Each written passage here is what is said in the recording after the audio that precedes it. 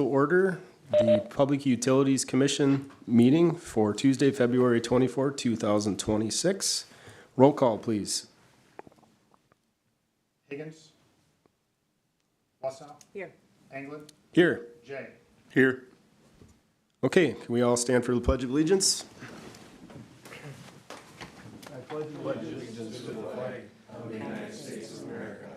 And to the republic for which it stands, one nation under God, indivisible, liberty and justice for all. Okay, we'll move on to the approval of the agenda. Mr. Sandy. Thank you, Mr. President. So we do have a couple of amendments to the agenda, if the commission is willing to entertain those. One is administering the oath of office to Mr. Corey J. We're hoping to do that right after the approval of the agenda.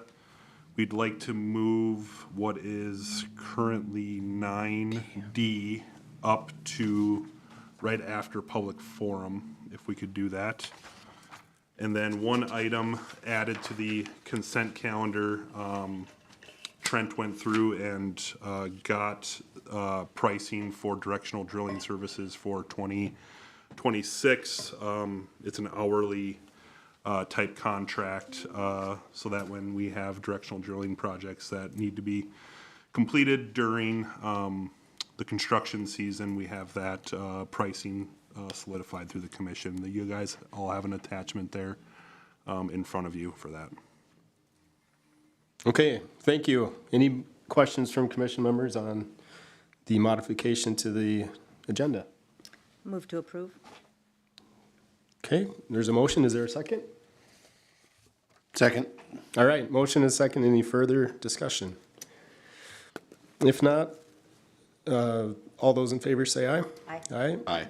Those opposed, same sign. Motion carries. We will now move on to the oath of office. So Corey, if I could have you stand up, please, and raise your right hand and repeat after me. I, Corey J., I, Corey J., do solemnly swear that I will support the Constitution of the United States, do solemnly swear that I will support the Constitution of the United States, the Constitution of the State of Minnesota, the Constitution of the State of Minnesota, and that I will faithfully discharge the duties of the Office of Public Utilities Commission, and that I will faithfully discharge the duties of the Office of, Office yep, of Public Utilities Commission. of the City of Brainerd, Minnesota, Of the City of Brainerd, Minnesota, to the best of my judgment and ability, so help me God. to the best of my judgment and ability, so help me God. Good job. That's a lot to remember. Yeah, thanks a lot. That's the hardest part of being a commissioner, right?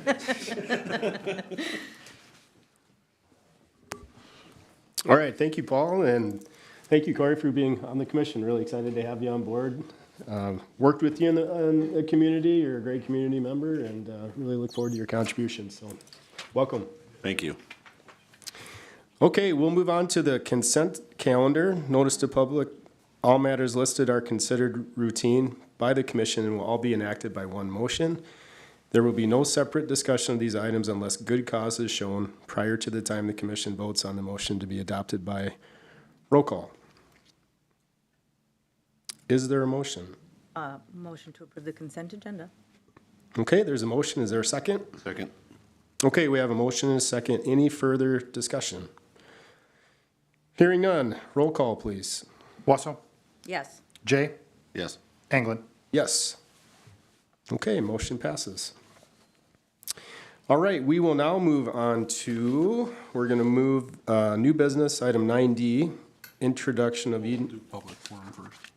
Oh, public forum, I'm sorry.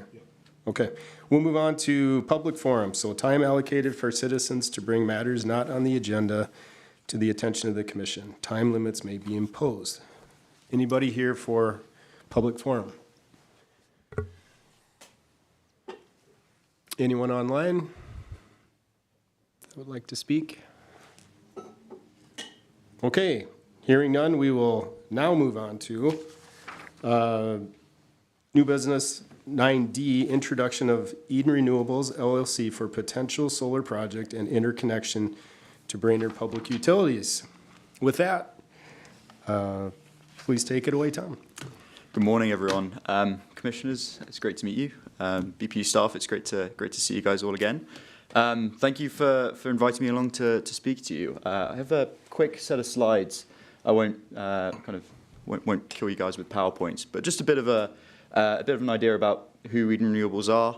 And what we're looking to propose to Brainerd and Brainerd Public Utilities. And my role with Eden is I'm a development manager, and I'm leading up the project here that we're proposing to Brainerd. So Eden Renewables, we're a global developer.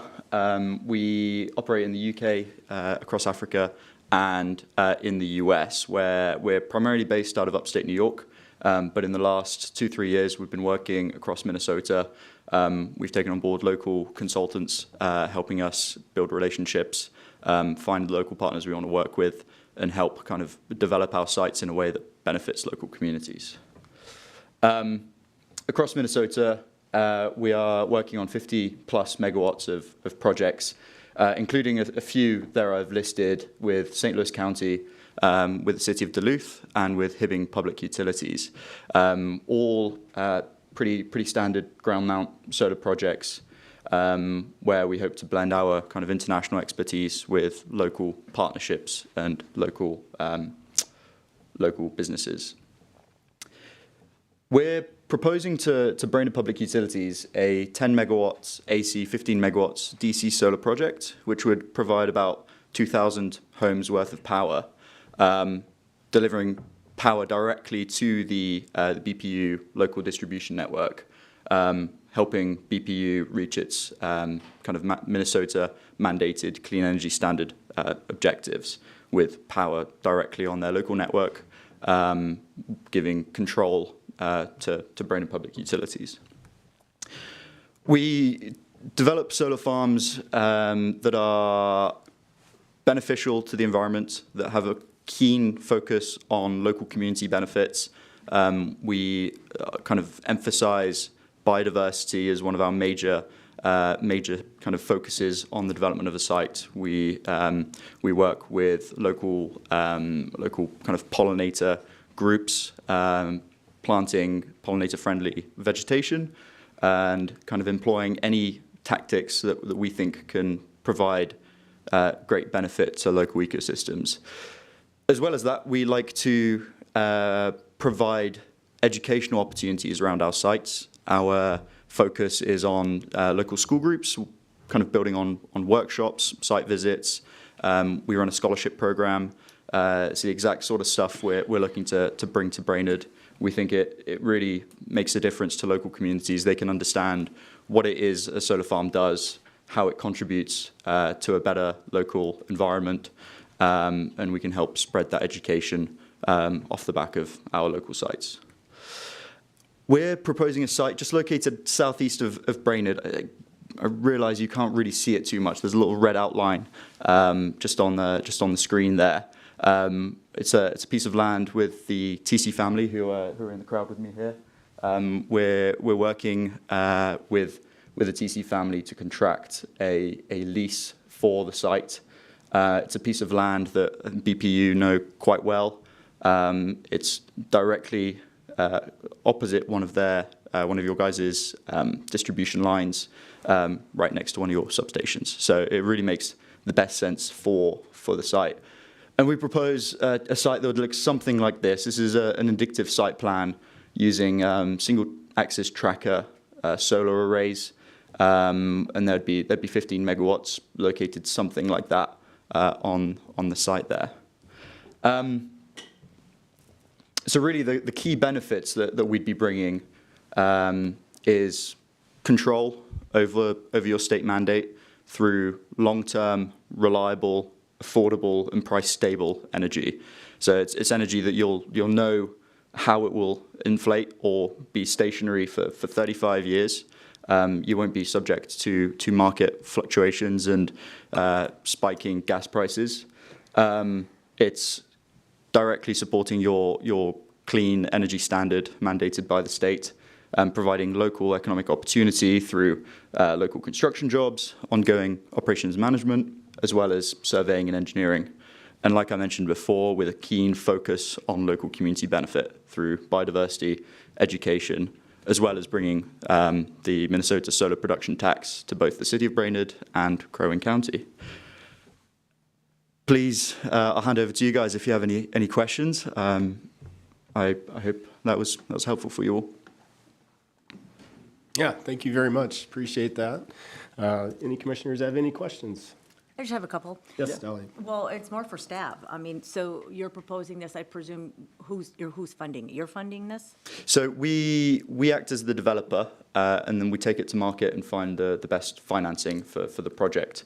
And then a partner will come in for the construction financing to take the project through to completion. Okay. And then one other question is, how does this impact our contracts with AEP? Great question. We'll have to make amendments to our contract, but it's all doable at this point. We can have the appetite to look at some things or some other things we had to make amendments on too. So it's a good time for us to open it up if we choose to do so. Awesome. Thank you. Yeah.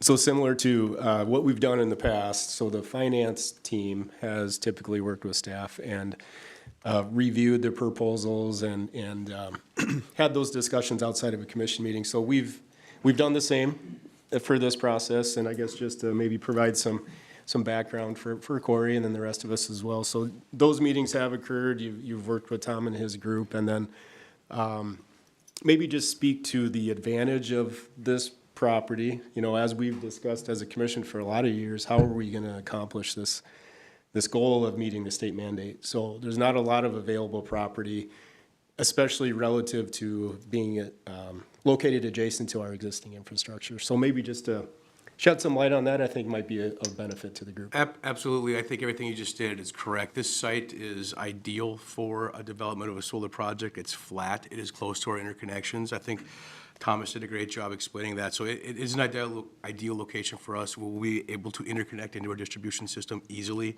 Some of the other projects we have vetted in the past wouldn't have interconnected this easily. So as far as an operational standpoint, this project fits our envelope well where we need to be, and it is checking a big box towards our mandate for our carbon-free renewable stuff. So this team so far has been great to work with. The family's been great to work with. I think collectively it's been a good project as we move through it. So I think you know, really at this point, it's a price point for the commission to consider. It's a long-term contract similar to what we do with AEP. This one's a little bit longer out. To Thomas's point, it gives us stabilization in our rates moving forward, and there's a couple different things we can look at. There's a few little pieces, nuances to work through yet, some of the interconnection costs, but other than that, we're prime and ready to go for this project operationally speaking. So the next steps, yes. Oh, I'm sorry, Jeff, I didn't see your hand up. Go ahead, Jeff.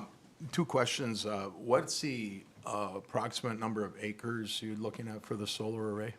Approximately 60 acres. 60? Yep. And then there was a discussion here not too long ago at the county board. They're looking at potentially, I don't know, I think you probably know more about that, Chair England. Can you weigh in on that at all and see what's going on there with the county board? Yeah, they made mention of a potential moratorium, I believe, but I don't believe any action has taken place at the county level. But yeah, maybe you can speak more to it. Yeah, I've spoken with the county staff. There was conversation of a moratorium. I'll let them speak more to their plans, but it's my understanding that they aren't looking to impose a moratorium, and they're looking for an ordinance that will govern the site and govern the development, as opposed to placing a moratorium on development. So it's potentially a similar situation to our development in Baxter, where the city of Baxter didn't have an ordinance in place. So then they utilize that as an opportunity to formally put forth some standards and expectations for a solar development. Yep, and we're working closely with the county as well. We're trying to kind of understand. I mean, our experience, we've developed, I think, probably about 15 to 20 solar ordinances with towns across New York State. We just like being a point of contact when a county's going through forming an ordinance. If they have any questions, if they want to understand if some of their provisions are too restrictive or potentially kind of prohibitive of solar, we try and show our face and kind of work with them to help form an ordinance that works both for them, gives them the control over development, but also is workable for us. Okay. The The site that's proposed, is that in city limits, or is it in an annex area, or is it county, or? It's outside of city limits. It's right on the boundary, but it's outside of city limits. Spoken with Trent about interconnection, and we feel there's no issue connecting within city limits a project that sits outside of city limits, and there shouldn't be any issues with how it is sat outside. Okay. It's a good question, and it's also an interesting position we're in where we don't exactly have 60 acres sitting around inside city limits of Brainerd. So I take credit to everybody's staff and working with landowners and with Tom's team. It's trying to just think outside the box a bit so that we can, meet this mandate. Yes, Jeff? Is there any cost the utility will take on moving forward with this development at all? Any costs? Through the development phase, no cost to Eden. Once the project's operational, we propose a structure where the utility would buy power from us. So there'd be a cost for the purchase of that power. But we're not charging anything for our development work. That's entirely on us. Capital costs then of any kind of infrastructure or anything on the utilities? Well, it's probably a question for Trent, and we'll work it out as we go down the line. The interconnection cost is usually one borne by the developer. We usually refund all works associated with connecting our projects to our point of interconnection. But in the case where that cost would then be a project cost that Brainerd would be paying back through power down the line, there might be a chance to work together to find a more cost-effective solution. If I may? Yes. So the land you'll be using, is that just like leased then from the owner? Is it still their land or? Correct. Okay. Yep, leased for 35 years. And we have a decommissioning bond in place so that when the project ends, if for whatever reason it's not repowered or kept live, as the project company, we have to remove all improvements we make, take everything off the site, and it's returned back to a greenfield. Thank you. Yeah. Trent? Yes, please. Yeah, I would just add that being able to, I think one easy way to think about this is we have PPA agreements with AEP right now with American Electric Power. That transaction goes to Ohio transactionally, but the power is still coming out of Grand Rapids, Minnesota, is where that power is coming from. This is no different. The nice part about this project is the solar field being located geographically to us falls into our portfolio well when we're having hot days. So when it's really hot in Brainerd, that solar is going to be producing the best. Where if we were buying a PPA of somewhere in, let's say, Kansas, and it was cloudy that day, we're not going to necessarily see that same benefit of our local resources being close. So when it's hot in Brainerd, that solar is going to really be helping us, I think is the easy way to look at that. That's helpful. To quote Todd Wicklund, I mean, this is behind the meter power generation, just similar to the airport. Correct, and these PPAs too, what we avoid by going behind the meter is our ancillary charges too, so we're not paying into the transmission line, we're not paying into the other costs. So when we look at this rate structure, there's a lot of things to consider in that we pay through our other PPAs while we go through the transmission line. This would be behind the meter, and those costs would not be realized by Brainerd Public Utilities. Dolly? Just one last question. So since this is next to, where they would connect into, is Minnesota Power an issue? And is this a proposal that's being brought to them as well? So will that interfere with negotiations? I mean, I don't want to get excited about something that all of a sudden we're fighting ourselves against. So we have vet that through. So from our perspective right now, and Thomas has provided some legal opinions from his team on this also, it doesn't matter to Brainerd Public Utilities where that power is sourced from. It's a benefit to us that it's sourced close to us locally because of the solar project, but we could be buying a PPA from Arizona, no different. So that's the purview we're looking at, and we've vetted that through so far, and I haven't seen any red flags to lead us a different direction yet. It's a good question, Dolly, and certainly one that was raised, I think, immediately. Good question. Okay, any other questions from commissioners or staff? Any other comments? Do you have a potential timeline?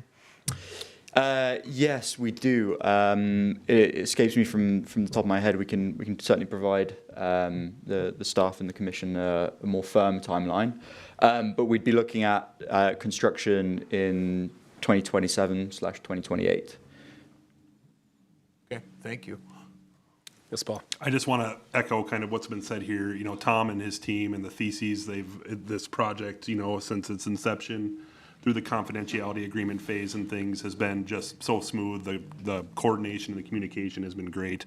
And I think, you know, as we move to kind of a negotiation phase with the finance committee, you know, I have no qualms about how this process will go through that phase. So just want to echo what everyone else has said up here. Tom, it's been great working with you guys thus far, and we look forward to hopefully seeing this project come to fruition. Brilliant, thank you, and I'd echo that right back to you guys. It's been great to be able to just pick up the phone and speak with you guys directly. Very excited about where this project can go. Thank you for being here in person, too. Yeah. Can I ask one more question? Yeah. For the construction of it, would it be out-of-state contractors coming in, or is it all local contractors? It'll be local contractors. Some of our projects we use local union labour. It depends a bit on the situation we have at hand, but it will be in-state contractors with an in-state EPC who will manage the construction. Okay, thanks. All right. Brilliant. And then, so next steps, we're not taking action today. This is an update, and then the finance committee will meet with staff and with Eden Renewables just to work out the details. So we're looking at next commission meeting or next couple, or what are we thinking here from a commission's expectation here? Depending on the availability of the finance committee, I don't see why we could not have a decision or something to put on the table by next commission meeting. Okay, thank you. All right, thank you. Thank you very much. Thank Again, you, thanks TC for the, family, for being here as well. Thanks for the invitation to come speak with you guys. I appreciate it. You bet. Thanks, Tom. Okay, we'll move on to commission committee reports. Personnel committee. Nothing to report since we haven't actually met. There's That makes the nobody to report meet. pretty short, doesn't it? Correct. Okay, do we anticipate this month? I would hope so if we can get assignments of committees then, if Yeah. that's what we're gonna do. President Yep. England. I think we should. Yes. Dan. With Corey being appointed, you can appoint the committees at this meeting if you would like. Perfect, let's do that. So, for the Personnel Committee, I would like to have Commissioner Dolly, please, to be on the Personnel Committee. And then I was on that committee last year, so I think I would like to continue to be part of that as well. And with the Finance and Operations Committee, to have Commissioner Jay as well as Commissioner Higgins. I don't know, Mike really hates finances. So Yeah, I know. He'll come kicking and screaming, I know. So with Commissioner Higgins not here, then does anybody want to speak to the Finance and Operations Committee? Was there a meeting, or we can certainly wait until next month to talk about it? Okay, so we'll wait till next month. Okay, any questions there, any comments? No, sir. All right, unfinished business memorandum. I don't think there's anything further in the report, Mr. President, from what's presented to you guys, unless there's any questions. Okay, do any commissioners have any questions? Just clarification on C, the rewrite of Brainerd City Code 705. From your report, it looks like it's in its current final stages, so we It should is. be able to get this off the unfinished business pretty soon? All right. Awesome. And then can you just explain for a little further, where was it? It's under E, the lead service line. Sorry to keep coming back to this, but down at the very last paragraph, the plan, if approved by commission at the meeting, will follow MDH no plan submittal guidance. What is that? So there isn't an item on the agenda today for the potential of the commission approving a third lead service line contract for this coming summer in the Ronald Joseph Alley area that the city will be reconstructing. Department of Health has a submittal document if a project needs to be fast-tracked. They allow a process in which basically we have our consultant who, if approved, would be Bolton and Mink. They basically create a quote package for contractors with all of the requirements of the lead service line funding. And then we select a contractor that would provide quotes on a home-by-home basis for some of these smaller projects, like the 13 service lines on the Ronald Joseph Alley. and kind of the fast-track nature that we would need to commit to this project.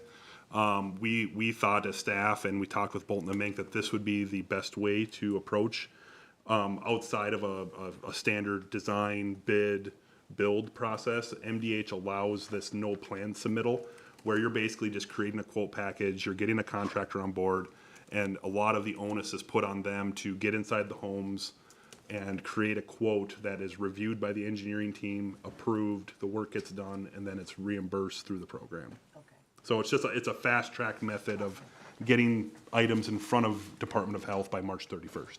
That was perfect. And then the last thing, the EV charging policy, that's on our unfinished. Is this still a priority to us? I'll let probably Trent and Danny speak to that. That was kind of before my time. I would say it's up to the commission if we want that to be a priority. If we want it removed, we can remove it. If we want us to still work on it, we're more than happy to. It could be great. I believe the gentleman was here last meeting in the crowd, so it'd be nice to follow up if possible. Yeah, I think Commissioner Higgins was going to take an action item on that and have some conversations. So really where we're at there is try to think outside the box. It doesn't fall into a rate schedule that's typical for a utility to have. Most of these private ones, especially at car dealerships, are the burden of the burden is on them for their electric rate. So, but this is an opportunity. We do not have one in our service territory right now, a public charging station. So I think there's opportunity for something to potentially mature out of this, but Mr. Higgins was going to take the lead on that. So just out of curiosity, if the city did have a charging station, I think the car dealership gentleman was here, had indicated that he was mandated to have them because he had to charge the cars when they came in for service, right? You know, is that a mandate from their dealership, what have you? Or is it, could they, if we owned one, could they be using ours and getting rid of theirs to offset their on-demand side of things? Great question. To my understanding, how it works out is as a certified electric vehicle repair shop, they must have a charger. So that was part of the requirements. That's the way I understand why they installed it. And they went a little farther and said, you know, if we're going to sell electric cars, we should charge electric cars. And I think their project just kind of grew outside of their scope. And unfortunately, the reality of it is they did not check in with us for rate impact before. And when they turned that on, they definitely understood the rate impact of having that operating. Okay. Most communities that do have them, it's a challenge to get price points, to get people to actually use them. So communities south of us, a lot of the public charging stations are free, just for the fact that it's promoting the electric vehicle initiative, but it's a hard price point to get people to pull up to the pump also. Thank you, that's all I have. Yeah, thank you, Dolly, for bringing that up, because there is another entity in town I know that has plans to put 2 of these in, so it'd be nice to stay ahead of it. I know it's a tough task, but do you think that'd be maybe something discussed at the Finance and Operations Committee with Mike? Absolutely, it seems appropriate. Okay. All right, awesome, thank you. Yes, Danny? You'll see as part of the packet, the new acronyms I saw that. sheet. That came from a recommendation from that MMUA Governance and Action Conference. So we'll just start adding I acronyms want you to to it. know that I've started to add to the list already based on the package. Thank you for that. I have it off to the side, and I'm trying not to make it obvious that I'm looking at it. Mr. Chair? Yes, Where do we yeah. find that list he mentioned? I don't recall seeing that in here. Page 20, it's as part of the old business memo. Unfinished business? Yeah, it's part of the unfinished memorandum. See that, I'll look for it. Yep, Thank you. you bet. Can always use more of those, right? Yeah, absolutely. Let's throw some code stuff in there too. You could help with that. All right.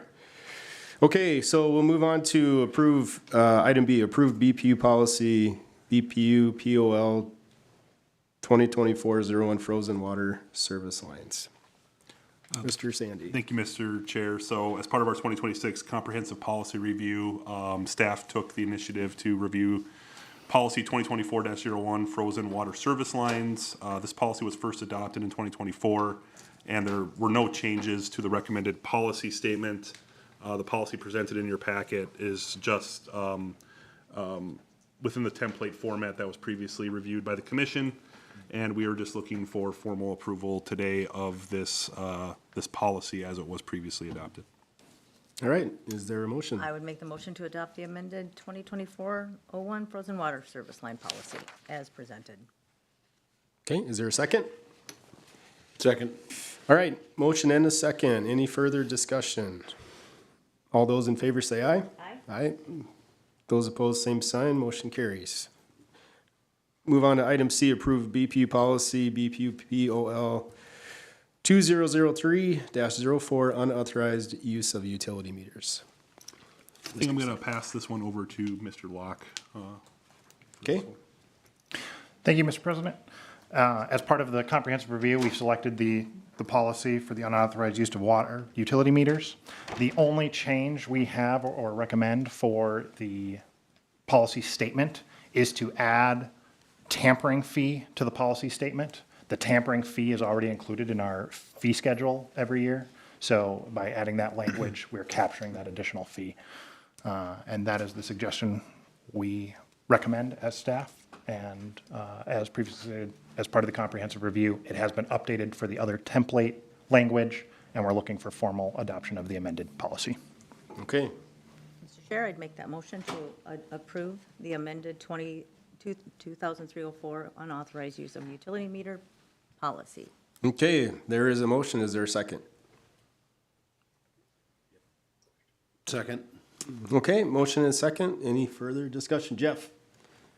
I understand tampering. When you say unauthorized use, is that essentially the same thing? Because it seems to, I'll just leave my question stand there. Essentially, yes. Okay, so I mean, it's not like somebody hooks up a meter to be charged and they're unauthorized to use it. Is that a possibility? I mean, the way that term is used, I'll turn it over to Trent. Yeah, it's a great question, Jeff. All of our meters are assigned to an account, so when they come into I'll put an application in for a meter, it'll get assigned to an account, so that's the only spot where that meter should ever live is in that account. I can't think of anything in the past where we've had a situation like that, but it's definitely something that could happen.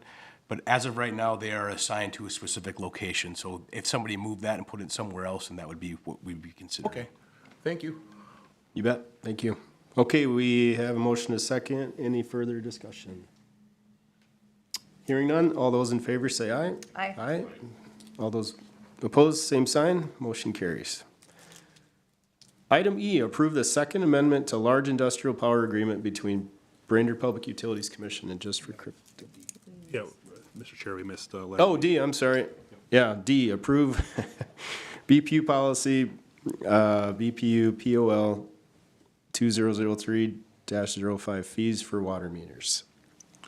Thank you, Mr. Chair. So similarly with the other two, with the 2026 Comprehensive Policy Review, we reviewed Policy 2003-05, fees for water meters. This policy was first adopted in 2003 and no changes are recommended. We put it into the standard format, and that is what is in front of the commission today for final approval. Okay, thank you, Paul. Is there a motion? Mr. Chair, I would recommend adopting the amended policy for the 2003-05 fees for water meters as presented. Okay, we have a motion. Is there a second? Second. Okay, motion and a second. Any further discussion? Hearing none, all those in favor say aye. Aye. Those opposed, same sign. Motion carries. Okay, now we'll move on to item E. Approve the second amendment to large industrial power agreement between Brainerd Public Utilities Commission and Just for Crypto. This would be, is it Paul? Is it you? Mr. Locke. Oh, Take it, Mr. okay, President. Danny, take it away. Thank you, Mr. President. As part of our ongoing review and discussions with legal counsel, and as we've been reviewing our large power agreements and our AEP contracts, they recommended that we formalize an extended term with Just for Crypto and amend that contract so that it wasn't just a automatic 2-year extension, but we formalized the 2-year extension just to avoid any confusion. And that is what has been presented for commission's consideration. Since receiving this and putting in this packet, we have received the signed amendment from JFK. Okay, thank you, Danny. Any questions from the commission, or is there a motion to approve? Well, so you formalize the amendments, so, and adjustments, if I recall, can be made throughout the year, right, okay. But formalizing the amendment and renewing it, two different things, right? I mean, we come to conclusion at the end of that amended 2 years, and we come back to the table and decide whether or not we're gonna amend for another extension, right? I mean, is there a true deadline in the extension? So we are, there is not a true deadline in the extension. So we are supplying them power. We're required to supply them power as long as they remain in good standing. They've been in good standing. This was just a recommendation from legal counsel to formalize the extension, which we had not done previously. I guess I'm just a little confused with contractual language with automatically renewing somebody's contract without having a complete term of a deadline or an ending time frame. So maybe you can, So this does add a deadline. So this would. time. Each time. So That's that what this I is wanted. formalizing a deadline, but as they stay in good standing, we just have to continue to renew. Okay, all right, thank you. Deadline being the term of agreement? Yes. Is what we're identifying there, okay. Good question, Dolly. Question. You always have good contract questions. But I do have, but I would like to make the motion to recommend the motion to approve the amendment to the large power agreement. Do you want me to read it all? I think I know what you're All getting right, at. thank you. All right, we have a motion. Is there a second? Second. Motion and a second. Is there any further discussion? Okay, hearing none. Those in favor say aye. Aye. Aye. Those opposed, same sign. Motion carries. All right, moving on to new business. Approve professional services proposal with Bolton and Mink for risk and resiliency assessments at the water treatment plant and wastewater treatment facility. Mr. Sandy. Thank you, Mr. Chair. So America's Water Infrastructure Act, or AWIA, we'll add that to the definition list. I knew he'd be good for another one.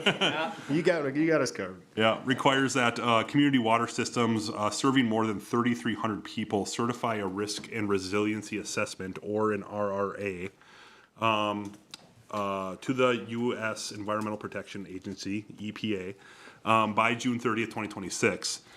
Subsequently, after that submittal, we'll be required to submit an emergency response plan for certification to the EPA. That requirement just ensures that public water systems are evaluating risks to our infrastructure and service continuity and operational reliability. And that first risk and resiliency assessment will help set the standard for our emergency response plan. So these RRAs look at multiple different types of risks, like cybersecurity, like physical risks, like tornadoes, or things that could happen to our water treatment plant or our distribution system that would affect the service we provide to the community. The nationally recognized benchmark for conducting these assessments is AWWA J100, and it's a standard developed by the American Water Works Association. It applies methodology on evaluating risk and functions of threat, vulnerability, and consequences. The approach assesses both international threats and natural hazards, as I was referring to before, and defines them in terms of their overall risk to Brainerd Public Utilities. To complete the federally required assessment, staff reached out to both Bolton and Mink and Sambatech to create a scope of work to perform the RRA for the water treatment plant, because that is the only facility that is required to have this RRA at this time, and that needs to be certified by June 30th of this year. Upon some further discussion at a staff level between myself and Charlie, we see on the horizon that this same RRA is going to be required for our wastewater treatment facility. While it's not right now, it certainly will likely be in the near future. There's some efficiencies we can gain here by doing both of these at once in the same document. We just had a meeting yesterday about starting to, as staff, talk about emergency preparedness and emergency response plans. And with our two major facilities at the water treatment plant and wastewater plant, these RRAs and ERPs will be the first step that we utilize to start sending up our internal emergency response plans, looking at the risks that are out there, what the priority of these risks are through this RRA process, and then going through how we would respond as staff and as a community to those risks. And so as we kind of fold this all together, we received the proposal from Sambatech just for the water treatment plant. They do not do that service for wastewater treatment facilities. So Bolton and Mink has submitted the proposal to complete both of the assessments. However, it is in the commission's decision-making authority to, go a different route, only do the one that's required right now, and take a step back on the wastewater treatment facility. Bolton and Mink's cost is a little bit higher than what Sambatech had in their risk and resiliency assessment. We see as the value that Bolton and Mink has brought our utility over the last 5 years as them having more of an understanding of how our operations currently exist. Sambatech hasn't really done any work for us. We've seen an example of Sambatech's something they provided for another community related to this RRA, and it meets the federal requirements. However, from a staff level, we don't feel it's in depth enough to get us what we need to start thinking about emergency preparedness, and having someone that has been through these facilities, have done asset inventories, knows our security systems, knows where our risks are in these facilities, I think sets us up well. So right now, staff's recommendation is to contract with Bolton and Mink to do both facilities, but certainly it's in the commission's purview to make a recommendation otherwise, if the commission feels like we just want to meet the federally required mandate, or if we take staff's recommendation and doing both of these at the same time to set ourselves up to start really thinking about emergency preparedness with these two facilities. Thank you, Paul. Commissioners, any questions, comments? What was the price difference in the two proposals? So I think Sambatech's was right around 17,000 for just the water treatment plant portion of the project. Bolton and Mink had their total $48,000 cost split evenly between the two facilities. We did talk to Morgan about that. We feel like if we do both of these at once, we're going to be a lot more efficient than what they have proposed here. So I would say if we did one of these with Bolton and Mink, they would probably be at that $24,000 level. If we did both, we feel like we're going to be probably under that $40,000 mark. And so, looking at these separately, Bolton and Mink would certainly probably be in that 24,000 range. Sambatech's in that 17,000. But if we did them both collectively, Bolton and Mink would probably be under that $40,000 mark total. You believe that, or you know that? Morgan is here, and he could probably speak to that in a little more clarity, but Okay. yeah. Sure. Yes, please. Yeah, so you, with Morgan Taylor, project manager, Bolton Mink, with risk and resiliency assessments and emergency response plans, we've done many of these for these medium-sized communities. And again, water is the one that's required by EPA. Wastewater is not required, but strongly recommended. And when we go through and do both, we can gain some efficiencies in that process, because you are going to have a lot of the same combined information and doing the same. There's a special tool that we use that we can gain some efficiencies on as well when we look at the risk and resiliency assessment portion. And so instead of having to do that twice at separate times, we can do that one time and be a little bit more efficient with that process versus separating these two and then doing them at separate times, separate reports. We can combine them into one living document that the utility can utilize.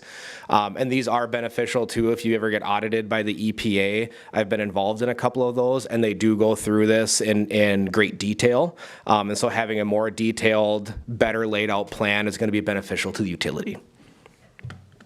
I think to your question, it's also, I see hourly not to exceed. So, I mean, you're offering us the potential for some savings, and to Paul's point, it's the efficiency of doing both. Yes, Jeff? So when you go through and do this assessment, and will you be looking at personnel requirements as far as like certifications or licensings and that Yes. type of thing? And Yes, that is evaluated as well. okay. So And that's looking into the future of what's going to be required with future improvements. So if we're lacking in an area, you can then let us know? Yes. Okay. Yep, there's a process that we go through, evaluate, and with my experience going through with EPA now, I have a better understanding of the questions that EPA would ask and what EPA wants to see, and so we can have a thoughtful discussion and meaningful discussion with staff. Thank you.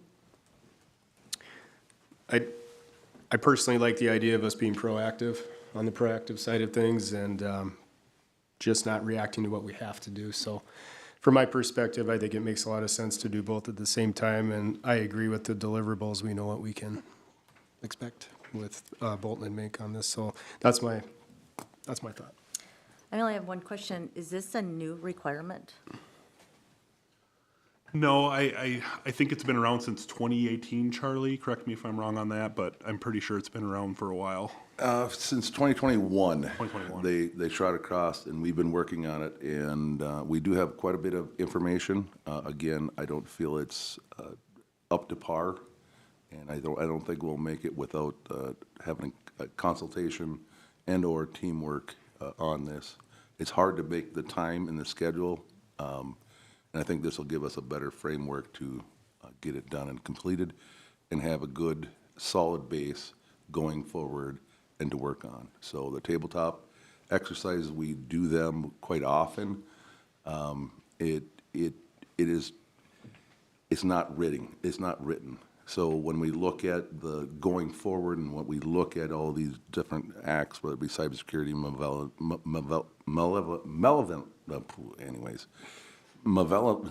Put that on that sheet too. yes, please. Let's make an acronym. So when we look at sabotage, let's just use that one. You know, and we look at natural disasters, floods, and everything, it gets way convoluted for us to try to do it in-house without engaging Minwarn and all of these other organizations to come and help. And I appreciate the work that staff probably has put a lot of time and effort into to doing this already, which I think might already help Bolton Mink in conducting their assessment as well. But I'm on board with you as well. I think it's better to be proactive, especially on the wastewater treatment plant, as we look to assess the needs of the wastewater treatment plant. It just seems to make the most sense, you know, when we're looking at being at capacity in some areas of even that plant. What would we do in the event of? I appreciate that, and I would lean towards doing both assessments at this time. Not to exceed $40,000. Is there a motion? Yeah. That's not part of my motion. Oh, I'm sorry, Jeff. Yes. What's the, how frequent do the assessments, whether are they required to be done? How many?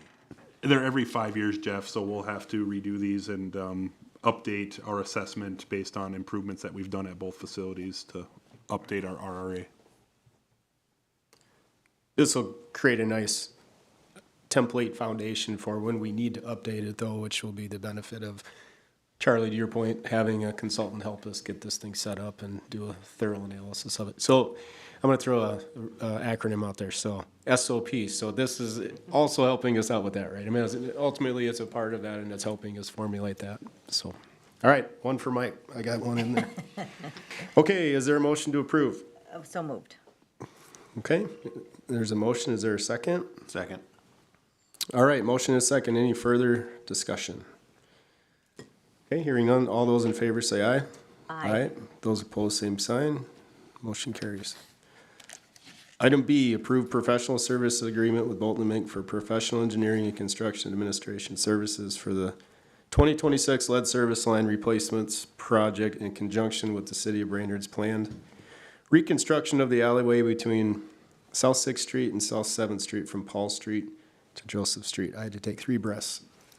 Yeah, sorry about the length of that one. Just kidding. All right, Paul. Thank you, Mr. Chair. Council Liaison Chesak received an inquiry from a resident.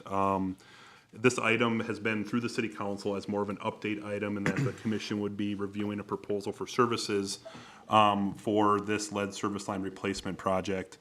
So a little bit of a history, maybe more for Corey's benefit, is the utility has completed a citywide inventory of our galvanized, or all of our service lines in the city to identify locations of galvanized water service lines throughout the community. This is kind of following an EPA mandate to identify lead and galvanized water services in our communities and remove those lead and galvanized water services by 2033. So following the completion of that inventory, There was funding available through the Minnesota Department of Health and administered through the Public Facilities Authority, the PFA, for community lead service line replacement projects. The commission has already seen 2 of these contracts come forward, and we've broken most of these annual projects down into 2 separate projects. One is to replace the service lines that are in conjunction with city projects like city reconstruction and resurfacing projects. And the second contract is ones that, based on our funding amount that we've received from the Department of Health, which is around $2.6 million, we want to get as close as we can with replacements on an annual basis to get up to that threshold of $2.6 million. So we have, this coming summer, there are 2 projects in which we currently have under contract with Bolton and Mink. One is for the replacements of lead service lines for the city's reconstruction and resurfacing projects in southeast Brainerd and South Brainerd. And then the other one is an area of northeast Brainerd that has a very high density of lead service lines that we can take advantage of economies of scale to take out as many of these as possible and still remain under that $2.6 million threshold. So this project came up upon an inquiry from Council Liaison Chezak about replacing the 13 known galvanized water service lines along with a project that the city started last year, and that is in the Ronald and Joseph Alley. That project got pushed back a year from 25 to 26 because Joseph Street was being utilized as a detour route for the roundabout project that happened on 6th Street and Willow Street. And so this project got pushed back, and at the time that the contract was entered into with More Engineering to do the engineering services for the alley project, we had not had funding at that time to replace lead service lines. And so that went through a little bit of a process back and forth with the city council. At the end of the day, More Engineering's contract did not have the scope of work to do the lead service line replacements at the same time they were reconstructing the alley. So as we look forward, based on Councilman Chezak's inquiry, we talked with Bolton and Mink. We're kind of running into a shorter timeline now. The Department of Health requires that plans and specs get submitted to them by March 31st for certification before we go out for bids for any of our lead service line projects. And based on the inquiry, we had some internal debate at a staff level to figure out if now was the right time to take on these 13 services with the alley project, or if we should hold off and wait for another project upcoming. In our discussions with Bolton and Mink, we do feel like there is room in our budget of $2.6 million to do this project and get it completed while the construction is taking place in the alley. And the timeline is such that would suggest that we would go to a different plan submittal requirement. I think Dolly brought this up earlier about going through the no plan submittal guidance and having us selecting a contractor through a quoting process and then having the contractor submit quotes for each individual home replacement on a case-by-case basis as the contractor that's currently under contract to reconstruct the alley is working on replacing the water main. So these 2 projects would be going on in conjunction with each other. We did reach out to the contractor, it's J&J Excavating, that is doing the water main project in the alley. There seemed to maybe be some interest there. They have a couple of other big projects I think they're working on in the area where they might not be as interested. But Bolton and Mink did have some other contacts that they reached out to, that they did some projects up in Crosby utilizing this same process last summer through the no plan submittal. And at this point in time, we feel like if we're going to commit to doing these lead service lines with the alley project, that now would be the time to get them completed with the construction of the alley. And at this time, we request that the commission approve Bolton and Mink to get the no plan submittal over to PFA by the March 31st deadline. We as staff have taken the coordination on with property owners. So the property owners that were already in our 2 other contracts have received packets. They've started to sign agreements to get on private property and replace service lines. We as staff would take that internally on for those 13 for this project, just to keep the process moving. Consultants can get dragged down in that process, trying to coordinate with individual residents, and then they're just focused solely on getting the contract documents prepared and doing the construction administration. We as staff would just take on getting the agreement signed to enter private property and get the project moving. At last time we heard from J&J Excavating, they want to start like as soon as they can. So I'm thinking like a May 1st start date. And so I think if we want to commit to this project and get both the reconstruction of the alley done and the water service lines done at the same time, we would have to act on this today. Otherwise it would have to wait until a future project. So that's kind of where we're at today. We are recommending that we enter into this agreement with Bolton and Mink for, I believe it was right around $36,000 for the design, the contract packet, and the construction administration for this project, with staff taking on the coordination aspect of this work to get these service lines replaced with the construction project, so we're not in there multiple times. I'll answer any questions from the commission. Thank you, Paul.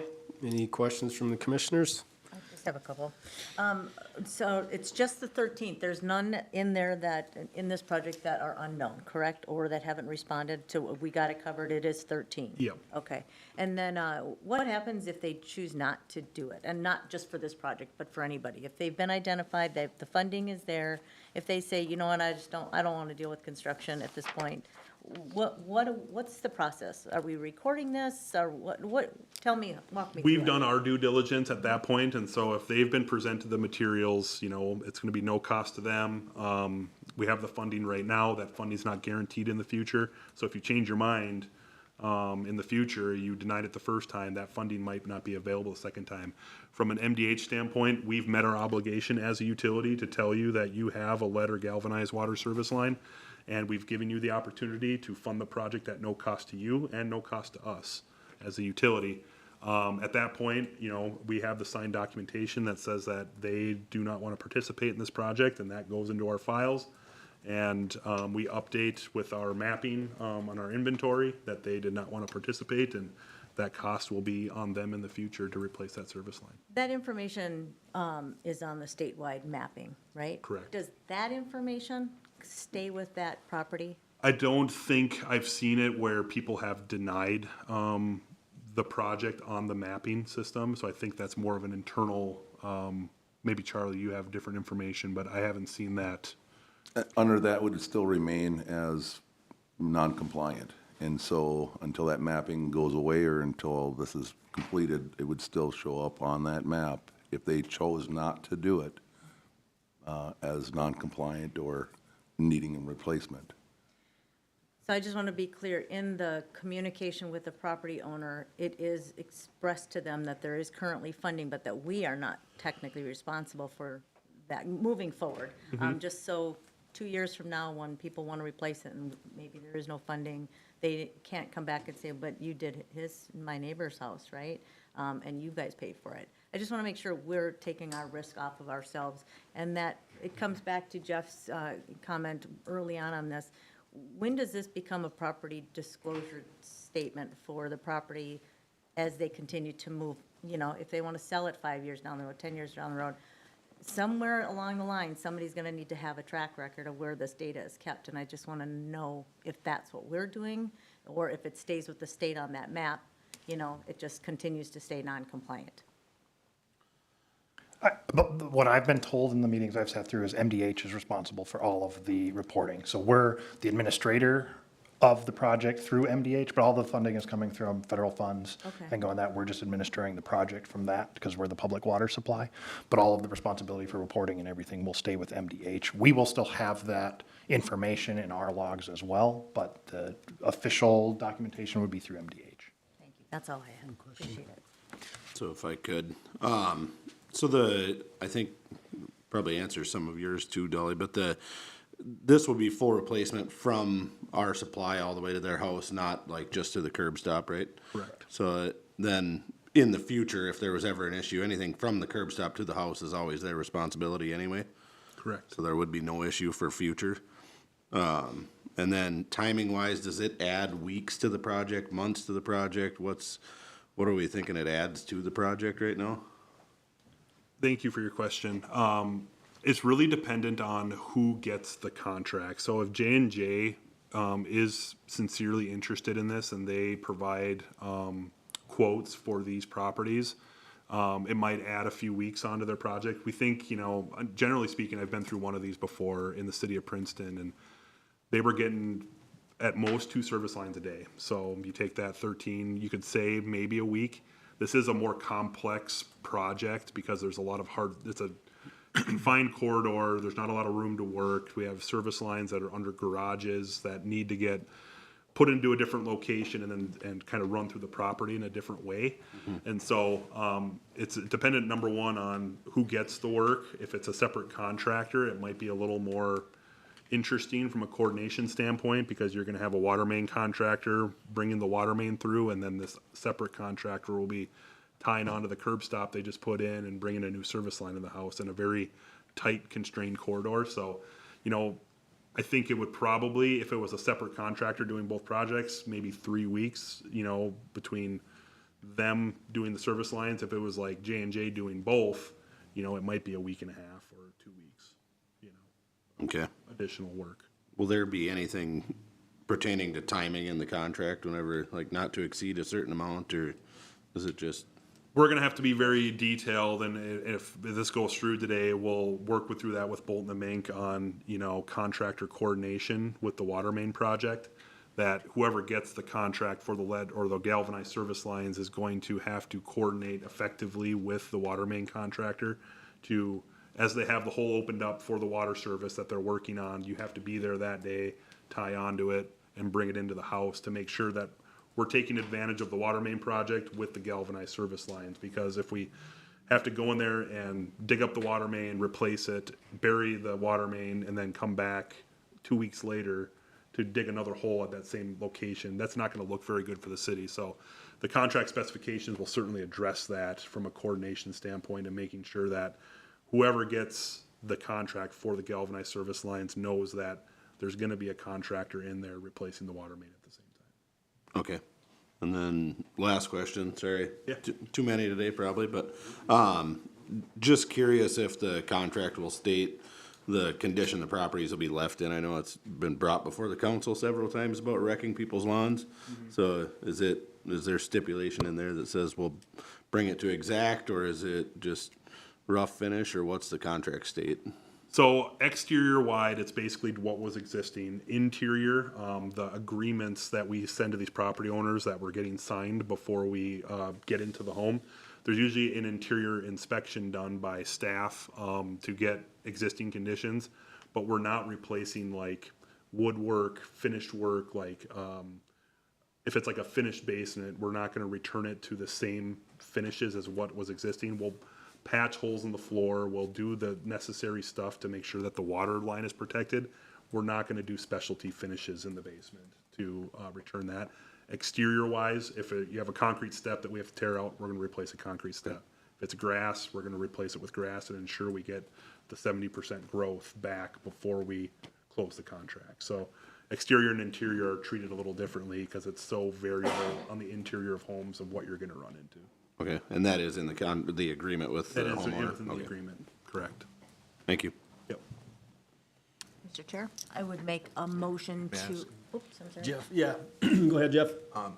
so I understand there's a $25,000 cap for each individual property, is that correct? That is correct. And what if there's something that exceeds that? Is it on the property owner? I've never run into that situation, Council Liaison Chesak. Most of these, like the ones that I've run into in other cities, have been between that $12,000 and $15,000 mark. I think it's going to be a very extraordinary circumstance where we're in exceedance of that $25,000, and so we'll address that when the time comes. I just don't feel like it's going to be a problem. And then one other question, if I could, the question was raised is if this service line project isn't completed this year when they redo the water main and the alley resurface, there was a fear of, well, once that alley is established and the service lines haven't been updated, it's gonna eat into the alley to go back in for the property owner to replace their water service line. Not knowing the facts, I assume that the service line would not infringe on the new alley surface based on where the curb stop would be typically on the easement still, but not in the alley.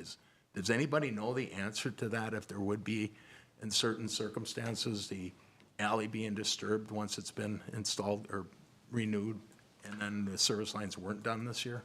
You want to speak to those, Trent, because you were in the design process for the alley a little more? Great question, Jeff. I think that there's a few of those existing curb stops that are right on the edge of the bit, so there is going to be some challenges there. And Mr. Sandy indicated earlier, there's a few of these that are underneath buildings, and they're really tight locations. That's going to be a challenge even to dig along them with the structures that are next to them.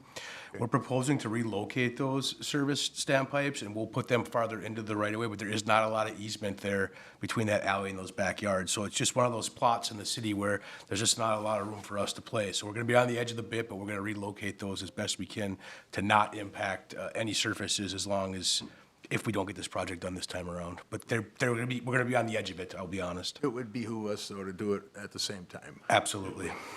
And then, I don't know if you know, but the EPA, the Trump administration agreed on January 20th or February 20th to extend this for 10 years, the water service line replacement to small towns. I was just reading this here in the Epic News or Epic Times, so that's good news. I don't know if you guys knew that or not. I did not know that. I'll send this link to you guys later. But that's all I got. Thank you.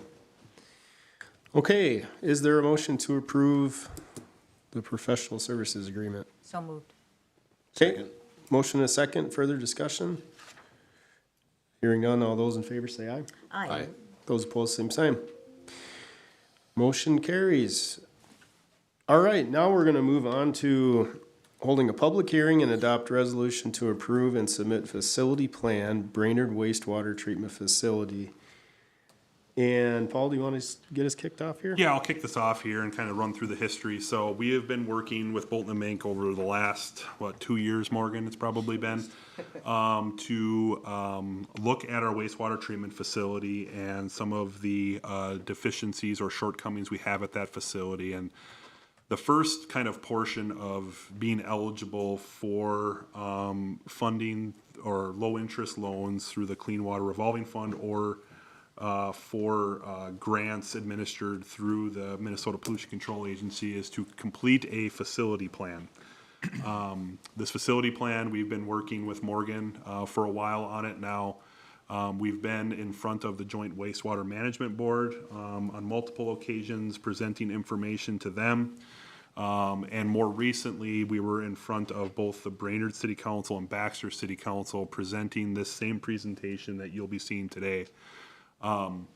So at the Joint Wastewater Management Board meeting on February 12th, they did make a motion to basically move this forward to the city councils for a presentation and also the utility commission to hold what is required for a public hearing and this resolution, which basically finalizes the facility plan and authorizes the submission to the MPCA for certification. So both city councils were able to review this information. At the same time, we also got consensus and motions moving forward to apply for Congressman Stauber's community funding projects. We recently received an email from representatives of Congressman Stauber for community funding applications. Both city councils agreed that a joint application for both communities would be a great idea as a priority for this funding cycle.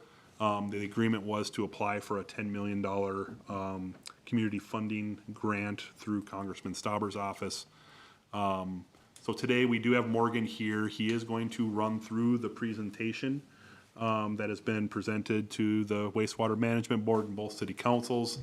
And then at that point, I think if it's okay with you, Mr. Chair, we would open it up to commissioner questions. We would open up that public hearing, and then finally, if there's any comments or questions after the public hearing, we'd get to the resolution after that. Okay, sounds good. Take it away. All right, again, Morgan Salo, project manager, Bolton Bank. Some of you have heard this a few times, some people 3 times, I believe. We're going to talk through the facility plan for the wastewater treatment improvements today. We're going to go through a little bit of summary. The purpose of this is for the public hearing requirement for the PCA to approve the facility plan by state statute. We're going to talk through design flows and loadings, current treatment process, what we looked at for liquid stream alternatives and biosolids alternatives, and then the recommendations and cost opinions.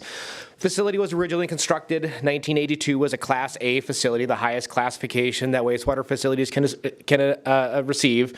Major improvements were completed in 2009 to add sequencing batch reactors and pretreatment and other equipment improvements. Back in 2024 and 2025, we conducted an asset inventory of the facility that identified biosolids are a high priority project due to the limited storage capacity and processing capacity at the facility.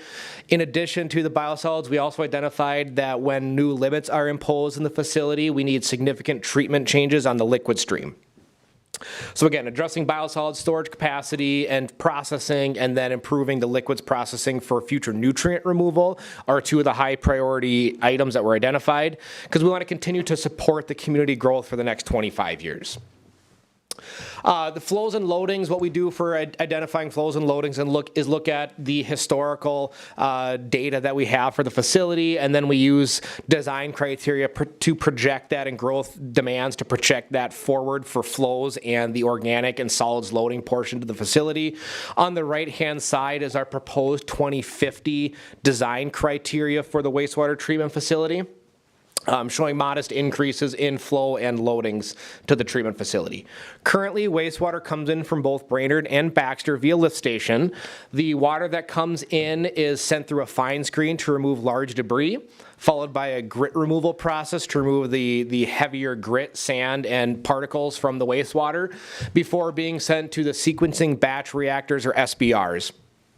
That's the organic liquid treatment process at the facility. From the SBRs, the liquid is sent to ultraviolet disinfection before being discharged to the Mississippi River. Solids are generated anytime we treat wastewater. So the solids that are generated in the biological process in the SBRs are collected and stored to WAS, or waste activated sludge holding tanks. From there, the solids are thickened. We're getting a thicker concentration before being stored and then sent through digestion. Digestion is a process where the bugs continue to break down the waste in a very specific environment. In this process, we are also we're creating methane gas that is flared off. From digestion, once the solids have been broken down, we store those solids, and then 7 or 8 months out of the year, we land apply those solids to agricultural and farm fields. Again, this is kind of highlighting from the facility needs that we identified during the condition assessment for the facility plan and the asset inventory. Biosolids are a primary need, biosolids improvements. The MPCA requires 180 days of biosolid storage when you're holding those biosolids once they've been digested. Currently, BPU has less than 180 days. We're kind of tiptoeing the line. Historically, from 2014 to 2019 and again in 22, we did not have 180 days of available storage, so we did not meet MPCA requirements. Disposal of the solids are done via land application. So we collect them in a truck. Charlie's team will go out and dispose of them on the fields. The current production rates that we're seeing, the storage volume, that makes land application challenging and difficult, especially if the weather is adverse. We cannot apply to fields when they're frozen. We cannot apply to fields when it's too wet. Landowners can pull their fields out of the program at any time. And so that limits our ability to be flexible with the biosolids processing. We also identified that current liquids process, the SBRs, are not sufficient and set up for treating future nutrient limits, such as total nitrogen of 10 milligrams per liter and a total phosphorus of 1 milligram per liter at the facility. And we also need to perform system improvements to maintain facility operation. That is, electrical improvements to replace obsolete computer gear, equipment improvements for equipment that is, and process equipment that has exceeded its useful life of that 15 to 20 year range. And so those are the three primary objectives of the facility plan. When we look at liquid treatment analysis, we want, again, have the goals of nutrient removal, and we want to generate solids to get the solids out of the process so we don't have issues with our violating our effluent permit limits. We evaluated 5 treatment alternatives: sequencing batch reactors, the SBRs, which is the existing technology, activated sludge, biological nutrient removal, integrated fixed film activated sludge, IFAS, membrane bioreactors, MBRs, and biologically aerated filters, BAF units. Out of these alternatives, we whittled these down to evaluating the 2 primary ones that would be beneficial for BP to evaluate for long-term improvement needs, and that was SBRs and activated sludge. A little bit about SBRs. They treat wastewater in batches. You have a tank, there's a fill cycle, there's a react cycle, a settle, a decant, or a draw cycle, and then an idle stage. We wait for the next batch to start. It's used to perform biological removal and solids removal in a single process. Currently, it does meet NPDES permit limits. However, these SBRs are not suited for large variations of flow or significant changes in loading. So if you have a load coming in that is variable from day to day or even hour to hour, that can impact treatment due to the biology that's in these tanks and how you have to cycle them. It's inefficient for nitrification and phosphorus removal. Nitrification is one of the key elements for removing ammonia from the waste stream. We cannot discharge ammonia into raw water, as that is toxic to aquatic life. And there's inefficiencies in the current process for that. Same thing for phosphorus removal. The current process is inefficient at phosphorus removal. They require a large energy demand because you're changing the condition and the reactor so frequently with the different batches. And there's limited operational flexibility and control with this because the technology and the equipment is proprietary and limited to what that manufacturer can give you control of over the process. Activated sludge biological nutrient removal is the most common process used in wastewater treatment. It is the process of treating waste in a series of tanks. So not a single tank, we have multiple trains of tanks that treats wastewater in a series. We add clarifiers at the end of this to separate the liquids and the solids, and after the clarifiers we often add filtration, which allows for a tertiary treatment and additional removal of nutrients and solids to polish the effluent even more.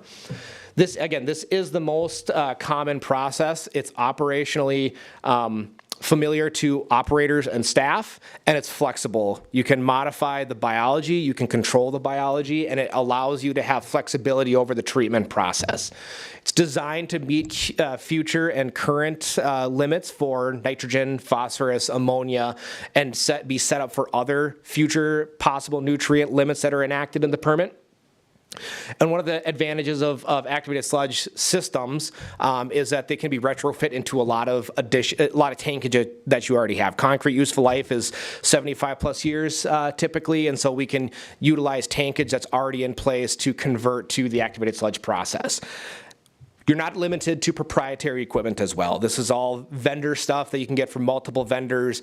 Controls are typically with who the current systems integrator is programming at the facility, so you have some flexibility and control over the operation.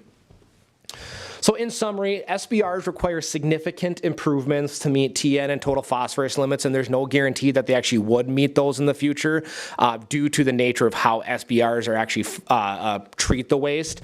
You have restraints with the proprietary equipment, and again, limited flexibility. So our recommendation would be, when there's a driving limit, you would convert to that activated sludge biological nutrient removal process. Utilize the same tankage because there's enough volume there, but you would convert the process and have different series of tanks and treat the waste as it continuously flows in and out of the plant. This would be limit driven. So we're not saying you have to convert today. So when there's limits that would drive this, then you would convert to that process. It'd be optimized to meet your future limit needs, operator friendly, and it's known technology, and you're not limited to proprietary equipment. Mentioned earlier, biosolids. We generate solids anytime we treat waste. Currently, again, we digest, store, land apply. So we looked at 2 primary alternatives for biosolids. One would be to keep the existing process and adding additional storage, since that was one main driver. The second one is conversion to a dewatering facility. We added future phases into the work because these would be future phases that would be driven by specific needs, but they all follow the biosolids process from dewatering anyway. Heat drying and thermal destruction, thermal oxidation of the biosolids. Currently, BPU hauls solids out. They have about 1,000 truck trips a year on average. Sites are about 10 to 15 miles away. It's over 24,000 miles a year that they're hauling solids. So again, you have to take into account maintenance costs, diesel fuel, equipment replacement, stuff like that. And that's for the current sites. There's 1,300 approved acres that BPU has with MPCA. Historically, they've applied to 300 to 400 acres. However, the last couple of years, with the introduction of PFAS monitoring in biosolids, MPCA has released guidance on land application rates for PFAS. And so BPU is in Tier 2, practicing Tier 3 application rates. So we're spreading the same amount of biosolids or more biosolids on more acres. We're not condensing it to fewer acres. So we're utilizing about 50% of the available acres currently. It takes about 3 staff over 7 to 8 months to dispose of the solids. Again, if it's wet, if it's frozen, we can't apply the solids. It builds up in the tank and we have nowhere to store it. So alternative one looks at additional sludge storage. We would keep all the processes we currently have now and add additional equipment to increase the processing capacity when there's drivers to do so. So you'd add additional thickening equipment, additional storage, and you'd have to rehab all of the digester equipment and the gas flare equipment. That is very expensive from a capital cost we'll see in a moment. We would also build an almost 2 million gallon storage tank to hold the biosolids once they've been digested. And we'd have to add additional staff to the roster to make sure that we can process all these and get these solids out of the tank onto the land. You'd have additional equipment, truck, load out equipment, tractors for application of it. And again, rehabbing those digesters gets very, very expensive because they're a very difficult piece of equipment to rehabilitate. The impacts of digestion and land application, we look at what our future solids production is based on our design criteria. We're estimating about 1,300 trips per year, over 33,000 miles to dispose of solids once they've been digested if we go with alternative one. This is kind of our baseline as we move forward and look at how does it compare to dewatering. When we look at dewatering, we would decommission the thickening building, the digesters, and all that equipment, and we would build a brand new building for dewatering equipment. That would be something like a screw press or a centrifuge are two of the common uses to squeeze the extra water out of the solids. And we want to get it to that 20%, which is consistency of toothpaste. We would be able to utilize those other tankage areas on the facility for something else, additional storage, additional treatment, stuff like that. This provides a flexible option for BPU to move into the future to provide a sustainable solution for biosolids and be set up to handle the loading of biosolids that are expected. And again, alternative one, we can only land apply because of the nature of the solids and how they've been broken down and the consistency of them. Going to dewatering and getting to 20% allows us the opportunity to be flexible and land apply, but in an emergency, you can also be permitted to go to a landfill. So you have some backup options for disposal. On the left-hand side is the 33,000 mile annually, 1,300 truck trips. On the right-hand side of the screen is the implications of going to that 20% cake product. We cut our trips down to 150 trips, or about 3,700 miles for land disposal, assuming we have the same sites and assuming they're at the same distance away. Future processes following dewatering would be heat drying. Heat drying creates a Class A product. A Class A product just means that the solids have been broken down even more and there's been the addition of heat to dry it out even more. We can get to about a 90 to 95% dry product with heat drying. That meets the classification of Class A for MPCA. The advantage of that is simplifies disposal. We can be more flexible on where we can apply, when we can apply, and where it can go in terms of disposal between the land and landfills. These processes typically follow a dewatering. You have to follow dewatering to get it to a certain percent dewatered and then go into drying, and then you can dry the solids. This process would set you up for future thermal destruction, which I'll talk about in a minute. So if we look at the impacts of land application when we dry the solids, again, left-hand side, 1,300 trips, 33,000 miles annually. Right-hand side, we dewater to 20%. We go into a dryer, we get to 95%. We're down to about 30 trips or 100 or 800 miles annually of transport costs. And that's somewhat flexible based on how big of a storage you have and how many solids are actually being produced now versus in the future. These, again, are all based off of 25-year projections. So when we look at all of these things pulled together, recommendations, we recommend a phased approach to the facility improvements. Phase 1 would be to construct a new dewatering biosolids treatment process, so alternative 2 of the biosolids, and complete facility and system maintenance. That would look like pre-treatment equipment replacement, because that's at the end of its useful life, and other ancillary components at the facility for building roof replacement, electrical improvements, and HVAC improvements within the facility. The second phase is limit-driven. That limit-driven process would be for future phosphorus, nitrogen limits. We would recommend conversion to the activated sludge biological nutrient removal process. Flexible, expandable, it's one of your best opportunities for getting grant dollars for the treatment change because you're having limits imposed and driving the changes. And then the third phase would be adding heat drying to the biosolids process, again, driven by the reduction of available land or the need to reduce the amount of solids transported out of the facility. Cost opinions on these, we have SBR and activated sludge. Total project capital costs are, for SBR, 58 to 70 million. Activated sludge in that 70 to 85, 88 million. O&M costs are important tools to look at when we evaluate treatment technologies. When we look at the current O&M for BPU based on the historical data, it's about $5.2 million per year. When we look at both of these technologies in the future, moving and looking at what it's going to take to actually operate these, both of them actually have similar O&M costs on an annualized basis, dollars per year.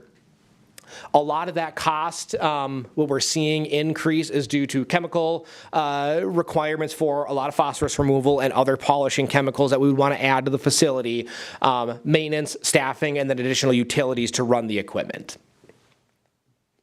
For biosolids, we can see we have, again, 4 alternatives up there. Expand existing dewatering, we're at 1 and 2. Heat drying, thermal would be the future phases. We can see the total project cost for expanding the existing and rehabbing the digesters is significantly more expensive than conversion to a dewatering facility. Again, that's due to the nature of these digesters and the equipment that goes into it. There's a lot. Dewatering costs would be in the $25 to $32 million range for a budget capital or total project cost. Current O&M, again, is $5.2 million. That's water, or that's liquids and solids treatment, right? So those are combined. When we look at additional O&M, when we look at the expanding the existing, we're projecting over $600,000 in additional O&M that would have to go into that process each year. When we go to dewatering, we're expecting a significantly smaller increase in additional O&M because you're trading some utility costs for some staffing costs and other utilities and energy costs with that. And you're decreasing and simplifying the process. So still an increase in O&M, however, not near as significant.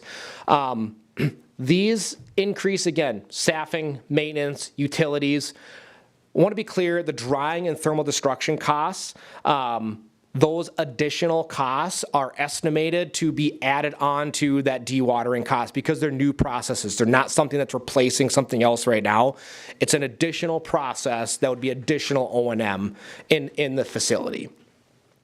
So when we look at O&M, we have $100,000 for alternative 2, $500,000 give or take for the activated sludge B&R process. So total for estimated additional O&M is about $600,000 per year.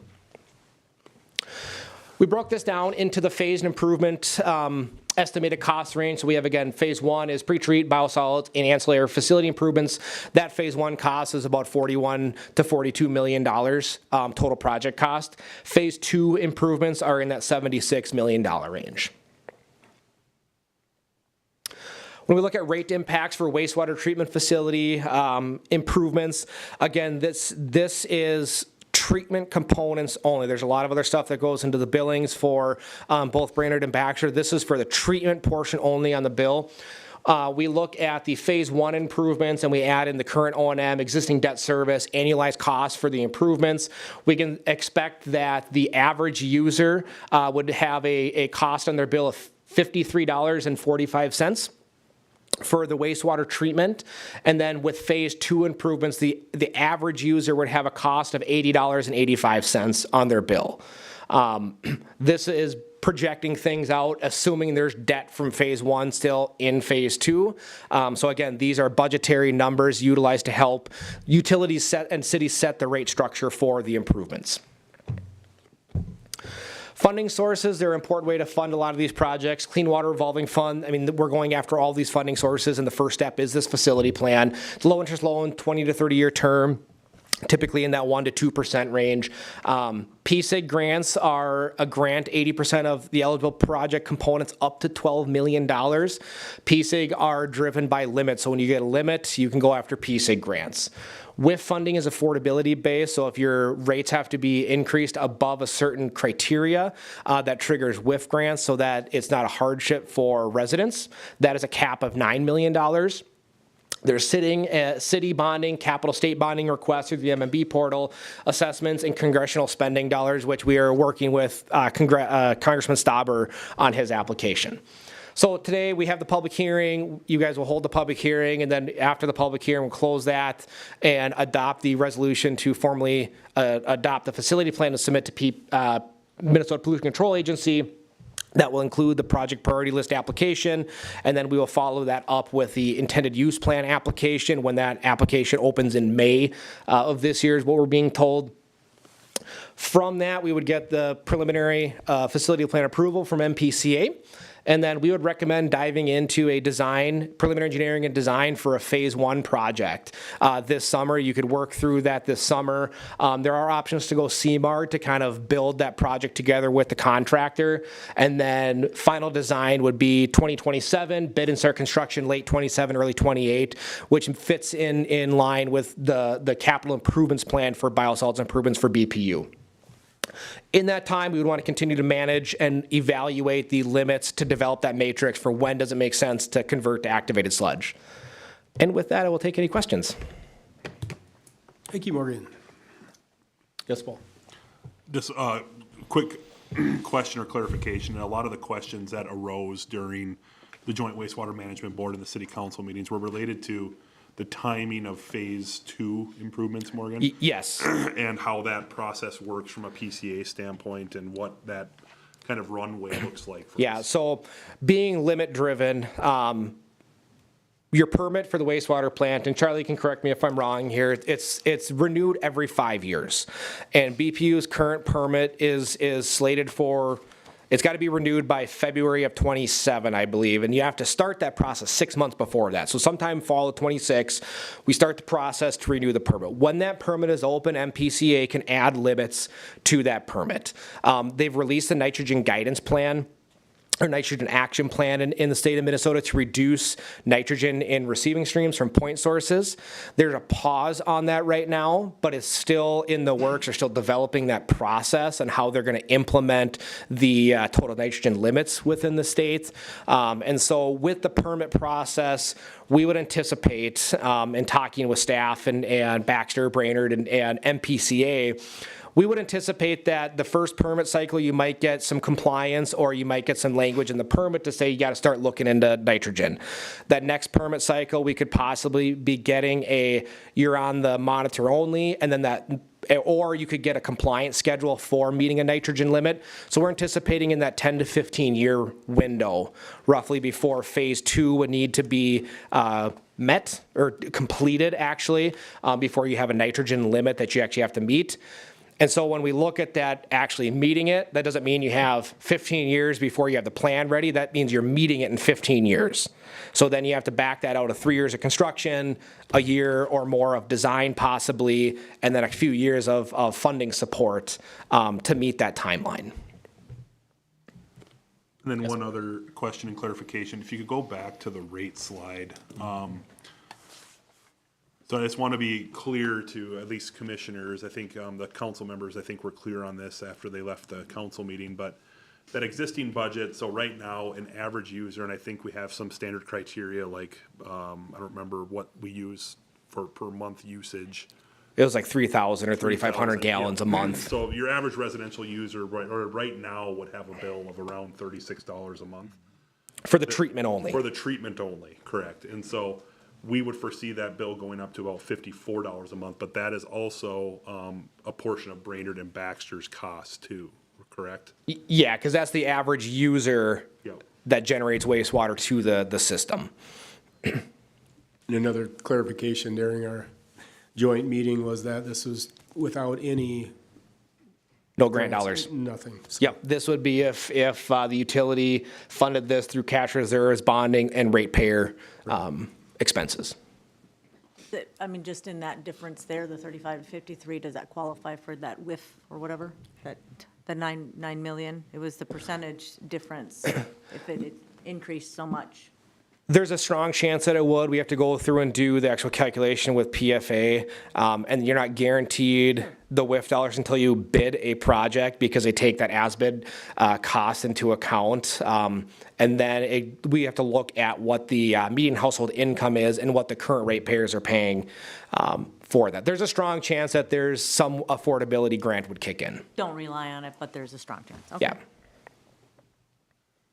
So this is what ultimately the plan is really what both the city of Brainerd and Baxter with the joint meeting have kind of determined would be the best route moving forward.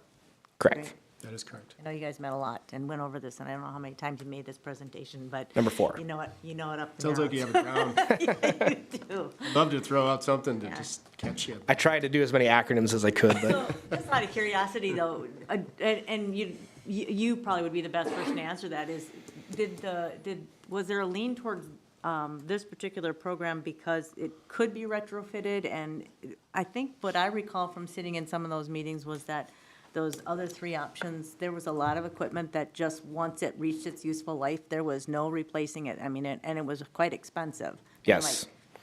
Like, right around 100. You're talking the liquid stream alternatives? Right. Yeah, so IFAS, the integrated fixed film activated sludge, you're adding a plastic media to the wastewater. It's the same activated sludge process as alternative 2. It's the exact same biology. We're just manipulating it in a way that it can grow a little bit faster.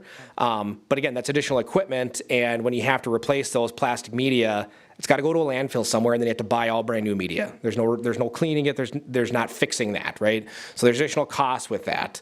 The MBRs are membrane reactors, so they can work great. They work great when they work, but when they don't, they don't work. And their equipment is very expensive, and the O&M is significantly more. And then the BAF units, they use like the styrene. I call them Dippin' Dots. They look like Dippin' Dot beads. In there, it's an upflow reactor. And those have a high energy cost, but you also have to add primary clarifiers and treatment before the BAF units, which is significant expenditures. I'll never eat Dippin' Dots again. You're welcome. I thought my toothpaste comment was. That was a good one. Mr. Chair, Yes, Jeff. so if we go to phase 2, do we get rid of the bugs? Are the bugs eliminated with phase 2? You're talking in the treatment process? Nope, it's the same. It's biology is the biology. Okay, Yep, because the activated sludge in and of itself is the biology. okay, It's just the environment in which the bugs are contained. it's different. We look at it from a lot of different lenses, and there's a lot of bugs we care about, and some we don't want to have. How many bugs do we got? How many different types? A lot. There's, Yep. I mean, There's specific groups of bacteria that we want to see, and there are specific ones that we don't want to see that indicates an upset in the system, or there's somebody dumped something in the sewer that took out all the good bugs. Dippin' Dots. Dippin' Dots. Yeah, and do we have any other questions, comments from commission? Okay, so now we will open the public hearing, correct, Paul? Okay. All right, so, yeah, thank you very much, Morgan. So at 10:38, we will hold a public hearing for anyone in the public that would like to ask any questions of this topic. So is there anybody here that'd like to make any comments, ask any questions? Aren't they lined up outside the corner of the city hall? The Dippin' Dots thing has to get people asking questions. Maybe I'll entertain you for Sure, yeah, thank you. Please come forward, yeah. Good morning, Reed TC. I'm a Brainerd and Crow Wing County resident. Just happened to be here for previous subjects, but just wanted to ask a question. How much methane is generated in the process? You mentioned methane and a methane flare. Currently? Is it significant amounts of methane or insignificant in nature? So, what was it, 3 years ago, we went in with Region 5 to look at that methane production, and it wasn't enough to generate any electricity or anything like that. So we did our due diligence getting to this point. Was going to be my follow-up question. Did you ever explore methane generation and taken advantage of carbon tax credits at all? And I didn't know what kind of amounts. Obviously, it has to be significant. My time at Crow Wing County, the landfill has methane generation on site out there, and it just kind of sparked a little bit of a history from back in my day. So wanted to ask it. Yep, Thank you. absolutely, thank you. Thank you, Reed. Okay, are there anyone else here with any comments?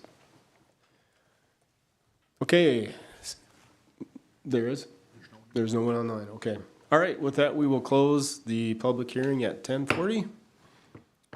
And is there a motion to approve? So moved. Okay, there's a motion, is there a second? Second. Motion is second, is there any further discussion? Okay, is this roll call or roll call? Okay, all right, roll call, please.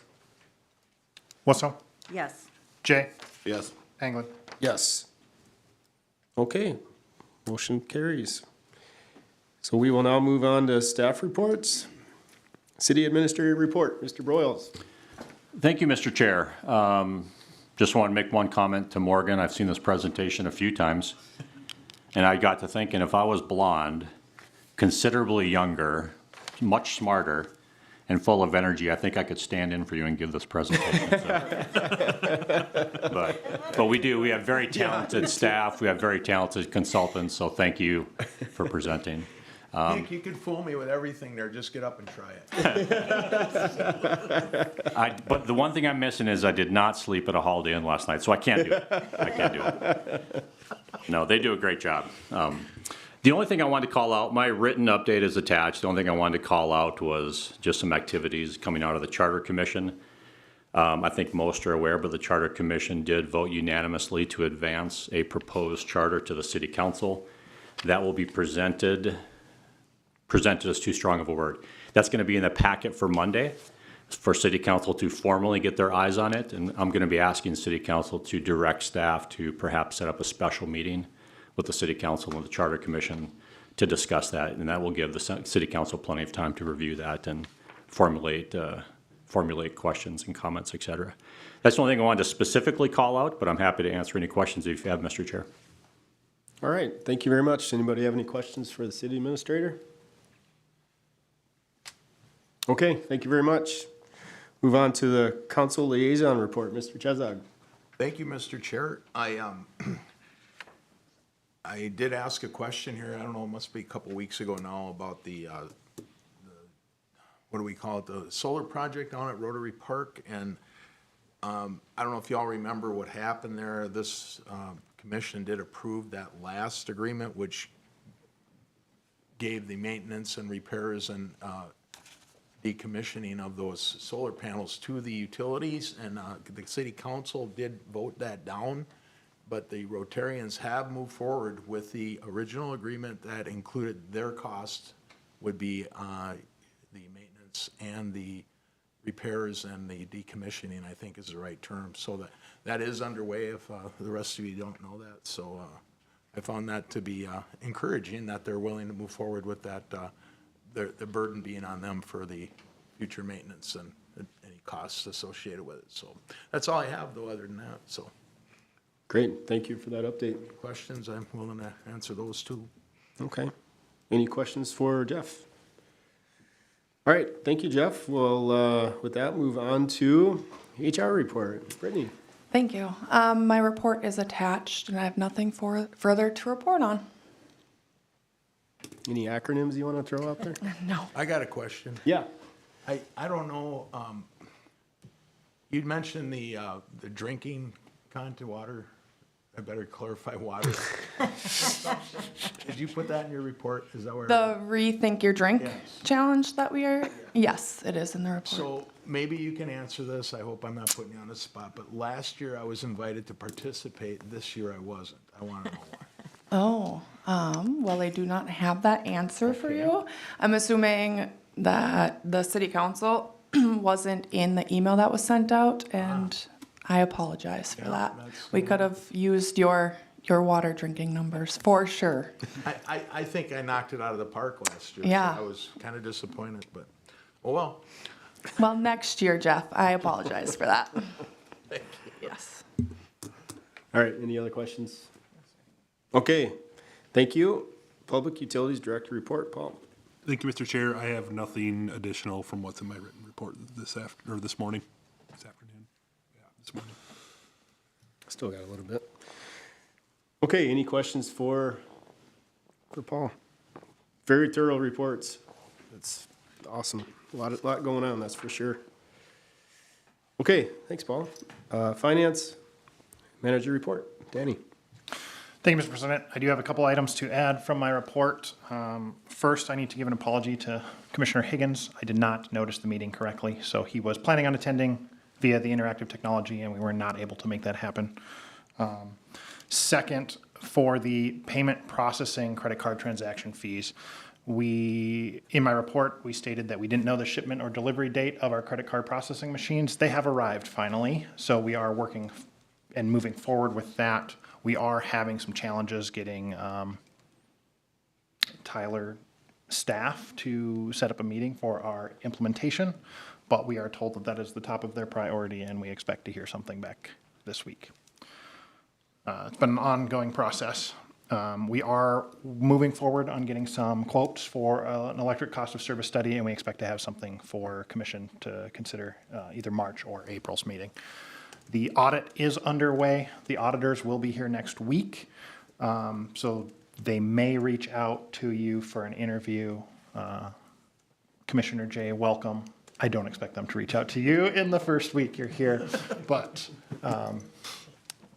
Commissioner Wusso or Commissioner Anglin, I expect them to reach out to you. And I will help coordinate any meeting times you need. I know they're scheduled to be on site Tuesday. That is when they're looking for your time. Next Tuesday. Next Tuesday, yes. Could there be a email maybe that goes out about anticipated timeframes of when that could take place? Yes, they'll email you asking for availability. It's usually a 20-minute interview. Perfect. With some questions. Great. The unaudited financial statements are included in the packet. We'll have audited numbers as soon as the audit is completed. And with that, I will answer any questions. Okay, thanks, Danny. Any questions? Other than my angry writing of, I would expect some sort of type of credit or compensation for the delay, if I would just keep reading, I appreciate that you have discussed that already. So, yeah, no, I do get frustrated. I feel like that was just a flat-out lie. And I struggle working with somebody that won't be truthful and honest with you, so appreciate that. They definitely feel the pressure. Well, I'm glad you put the hammer down. Okay, any other questions for Danny? All right, thank you. Operations Manager report. One quick addition to my written report, I just wanted to notify Commissioner Wusow that we will be attending March 6th to the Career Exploration Day. Yes, And that's- 1,200 kids come through that school. Staff is excited to be there, and we're looking forward to it. Awesome. Glad we're going to be a part of it. Thank you. That's it, unless there's any questions. Yes, are all the generators, besides Bay 3, are we functioning full capacity? Are we down? Otherwise, just working on 3? Great question. We're down on generator 3 right now for maintenance. We are unable to run the other units right now due to water conditions, so we have 1 and 2 running. We're hoping for some snow to melt to get those other ones operating, and that's where generator 3 will really shine for us when we get that high water. We're hoping to have that repaired mid-March here. Thank you. Okay, any other questions for Trent? Anybody from out east calling for some help? Or Not yet. I was surprised. I thought we would get people reach out, but not yet. But we're willing and ready if the call comes. Okay. All right, water wastewater manager report. Charlie. Thank you, President, Commission, England. I don't have anything more to add. We are in the middle of rebuilding SBR 4. If anybody wants to go and see how that is handled, by all means, contact me and you'll see parts. How long does that take? I'm hoping we will at least get it up and operational within 2 weeks from tomorrow. Okay. Well, thanks for extending the invitation. That would be interesting to see. Yeah, absolutely. Okay. The tanks will be open, the pumps will be tore apart, and you get to kind of see what goes into that. So speaking of that, with our new commissioner, is there okay, you're going to speak to that? Okay. Yeah, it was actually. Okay. So we recently, Brittany and the new HR assistant, Ashley, stopped over last week, and I did give them a tour of the wastewater treatment facility. I've gotten some interest from other department heads that have not been through that tour. Connie has not been through that tour, which is surprising given her tenure here. And so I'm going to try to set up a tour of basically all 3 facilities, and I'll be extending that invite. If we have a lot of interest, we'll have to think about noticing and things, but, you know, try to get, you know, staff that are interested in looking at these facilities along with commission members and council members at that time. So, it's generated interest, you know, our dam, tour that's on the website has certainly generated interest, but, you know, I think, you know, those types of tours, even, you know, I think Brittany could probably speak to it. You don't understand what goes on in those facilities until you see the size and scale of the equipment and things that are treating our wastewater and our water in our community. So that's something I'll be working on here in the next few weeks and trying to send out a feeler to see how many people would be interested in that. And then setting up a day where, or maybe a multiple days where we could congregate commission staff and council to tour these 3 facilities. It's a great idea. Thanks for being willing to take the time to do that too. Yeah, that's awesome. Was it eye-opening, Brittany? Yes, very much so. And I would definitely attend again. All right, any questions for Charlie? Okay, hearing none. All right, commissioner member reports. I have none. Start with Corey, what do you think? Great first meeting. No Yeah, reports. well, thank you. No, I'm really excited to have you on board, so thank you for being here. Dolly, nothing? Is that what you said? I have nothing. I meant to attend the meeting at CLC last night, but I totally spaced it off. It was, trying to remember the gentleman's name. It had, now I have to look at my phone. Anyway, it had something to do with power at what level. It doesn't matter. But I missed it. I don't know if you guys knew about it. Anyway, I'm sure it was a good presentation, but I just missed it, so apologize. And I want to also extend a great big thank you to staff and to the Charter Commission for knocking out the work in the charter. That was a lot of work for them, so appreciate that. You bet. All right, I don't have anything, so is there a motion to adjourn? So moved. Okay, second? Second. All right, motion is second. Any further discussion? Hearing none, all those in favor say aye. Aye. Aye, those opposed, same sign. Meeting's adjourned. Thank you, everybody.